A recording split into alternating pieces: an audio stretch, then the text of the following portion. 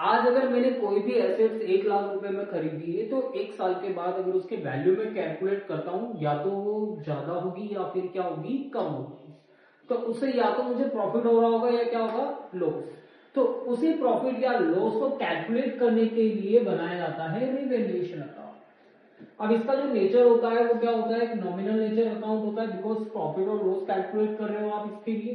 कब कब बनाया जाएगा, अगर कोई न्यू पार्टनर फर्म में क्या ले रहा है, एडमिशन ले रहा है, तो रिवैल्यूएशन अकाउंट बनेगा।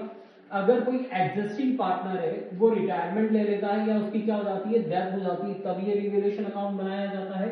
अगर कंटिन्यूटी में पार्टनरशिप रन कर रही है, बट क्या है कि पार्टनरशिप के अंदर जो पार्टनर्स है उन्होंने अपना प्रॉफिट शेयरिंग रेशियो अगर चेंज कर दिया है, तब रिवैल्यूएशन अकाउंट बनाया जाएगा। अब बात करते हैं पर्पस की, बात करें तो जो एसेट्स और लायबिलिटीज के अंदर जो चेंजेस आते हैं, या तो वो इंक्रीज होंगे या फिर वो क्या होंगे, डिक्रीज होंगे। तो उससे क्या होगा, या तो गेन होगा या क्या होगा, लॉस होगा।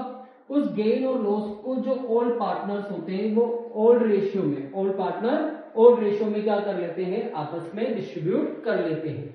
तो इसके लिए बनाया जाता है रिवैल्यूएशन अकाउंट। कैसे बनाया जाएगा, सबसे पहले रिवैल्यूएशन अकाउंट के डेबिट साइड के अंदर क्या क्या चीजें मेंशन की जाती है। अगर आपकी एसेट्स डिक्रीज हो रही है, अगर आपकी एसेट्स क्या हो रही है, डिक्रीज, तो डेबिट में आएगी। अगर आपकी लायबिलिटी क्या हो रही है, इंक्रीज हो रही है, तो वो डेबिट में आएगी।